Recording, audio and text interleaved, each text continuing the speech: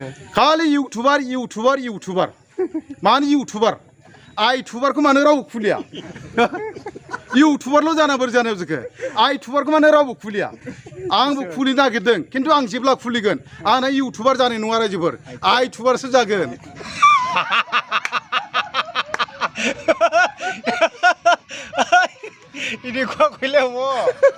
मालायनिसो U मानि नोंखौ होननाय जायाखैबा मालायखौ होननाय जाया होमबा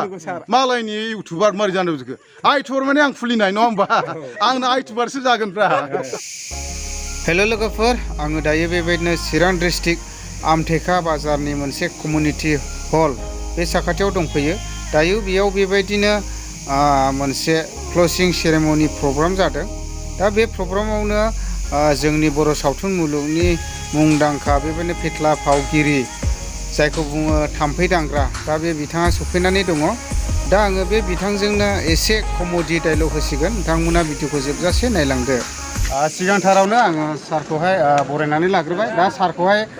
जोङो बेबायदिनो बर' सावथुन मुलुगनि बेबायदिनो फेथ्ला फावगिरि थाम्फै दांग्रा होननानै जों मिथिनो मोनो आरोना जों गोरलैनिफ्रायनो सारनि भिडिअखौ जोबोद नायोमोन आरोना जों सिडि देखायदोंबाथाय बुहुद गोजानब्लाबो जोङो होसोलांनानै नायोमोन दा आङो गिबियावनो सारनाव सोंगोन जाहैबाय दासिमाव सारा मोनबैसे फिल्मफोराव फाव खालामबोखो बेखौ आंनि चेनेलनि दारै खिथाहरोब्ला एसे मोजां जागौ आरो आङो गासै सिनेमाखौ एबा सावथुनखौ 12टा खालामबाय 12टा बिनिफ्राय मोननै एलबामजों 14टा जाबाय दा मा नाम जेनेबा फिल्मफोरनि नामा सार बेखौथ'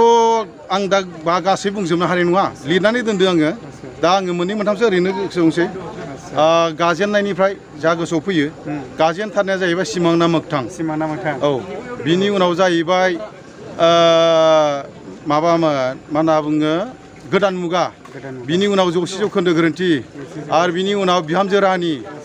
बिनि उनाव बाला गुदुं बिनि उनाव बारहुंखा आरो बिनि उनाव देरलाखब बिनि उनाव माबाय मा होनना बुङो दाउ हुदुनि मेथाइ बिनि उनाव आरो माबा दंबावो फेसबुकनि सैनाय आरो बिनि उनाव मोनसे माबाखौ होआखै एलबामनि नामखौ मेथाइया जाहैबाय सालाया मालाय गोसथोनाय गोसथोदों आं गोसथोनायखौ सोरबाया गोसथोदों बे आरोखि जोबोद मोजां जादों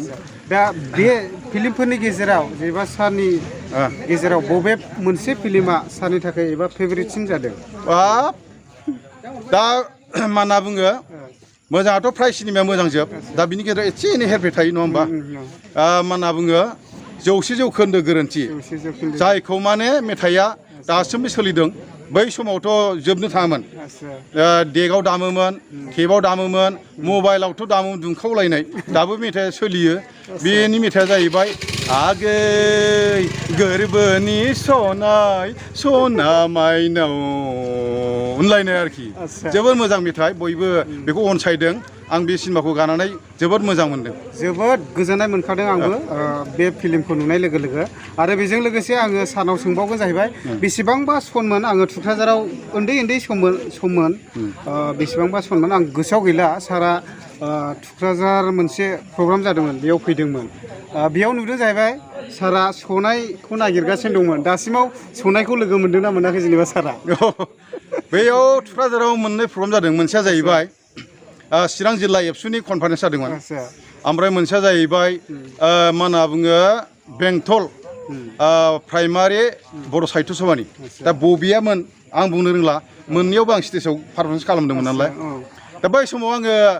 मायथाइखौ गोसोआव गैलाना नोंबो आंबो दा सनायखौ बै समाव आं स्टेजाव नागिरदोंमोन बेंटलावबो नागिरदोंमोन आरो प्रग्राम नायफैनाय रायजो राजानावबो नाहरदोंमोन मोनाखै दा नोंथांमोननि दिनै चिरां जिल्लानि आमथेखायावबो नागिरफैदों आङो सिफुं हारिमु आफादनि दिनै वार्कशपनि क्लजिं सेरेमनियाव दंखोमा होनना नायदोंमोन दिनैसिमबो आं बेयाव लोगो मोनाखिसै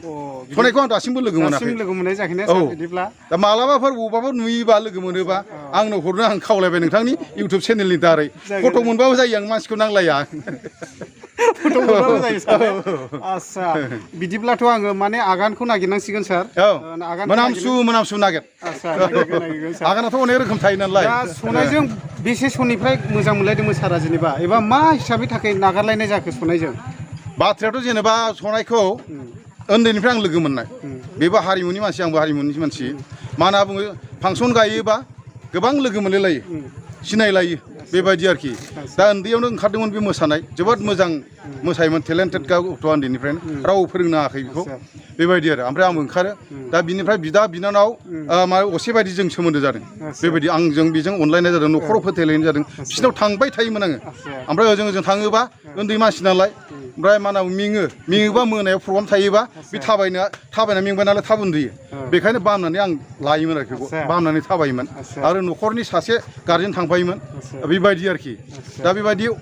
बिदा बिनानाव असे बायदि फोथायबोलायनाय अनलायबोनानै देरै देरबोनानै बिदाजों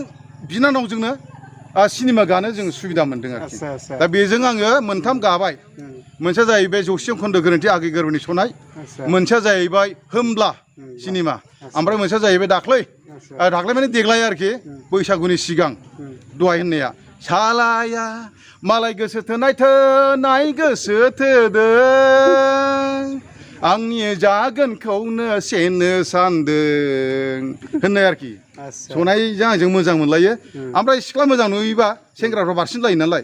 सोरबा गोसोथोनाय थाखायोबाबो आं मोनो खोमा दा सोरबा गोसोथोदेरनाय आरोखि दा बेखौ गादों बेबायदि आरो दा जोंनि मा होनो फोथायलायनाया दासिमबो दङ जोङो जेबो गाज्रि मोनलायनाय मानाय बेबायदि गैया आरोखि दा गोजोननाय थाबाय सारनिसिम अब्ला आङो जिखिया लोगो मोना मानो आङो इउटुबनि गेजेरजोंबो आपडेट होबाय थागोन सनायखौ जेरावनो लोगो मोनो सारनिसिम दैथायहरबाय थागोन बिदिबा नोंथांनि इउटुब चेनेलनि नामा मा नाम एसके बड' ब्लग आच्छा थिग আছে मा होनना बुङो साफ्रोमबो इउटुब नायग्रा आरो रायजो राजाखौ आं खावलायदों बिथांनि एसके बड' ब्लग इउटुब चेनेलखौ नायबाय थानो आं खावलायदों बिथांनो मा होनना बुङो थुलुंगानाय जाहाथे होयो बिथाङा भिउआर लुबैदों लाइक कमेन्ट आरो साबस्क्राइब खालामनो थाखाय आं खावलायबाय आं सासे आर्टिस्ट हिसाबै आरो आंनिफ्राय सोंनाय फिननाय मोननायनि थाखाय आं मा होनना बेखिनिखौ खिथानो थाखाय जोबोद गोजोननाय मोनदों मा होनना बुङो आङो ओरैबायदि सानबाय थायो दहायबो सासे लाबाय इउटुबार दाबो आरो इउटुबारा सोंबोबाय आं नैनि साननाया नैबायदिसो आरोखि खालि इउटुबार मानो इउटुबार आइटुबारखौ मानो रावबो खुलिया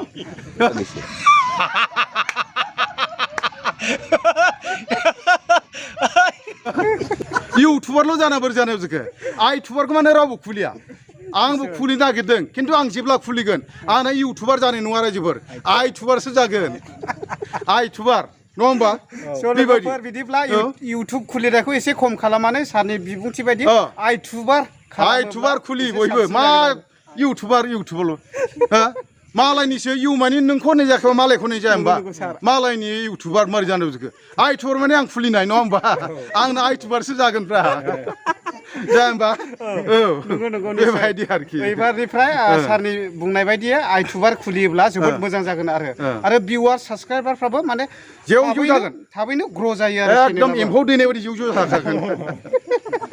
अब्ला गोजोननाय थाबाय सारनि एकदम नोंथांनि इउटुब चेनेलाव बेखिनिखौ आं बुंथिनो मोननानै आं जोबोर गोजोनबाय आरो नोंथांखौ इउटुबार हिसाबै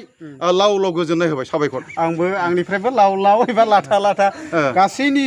गेजेराव माने गोजोननाय थाबाय आरो सारनिसिम जाबाय दे हामबाय दे थेंक्स गुडसै एकदमबारे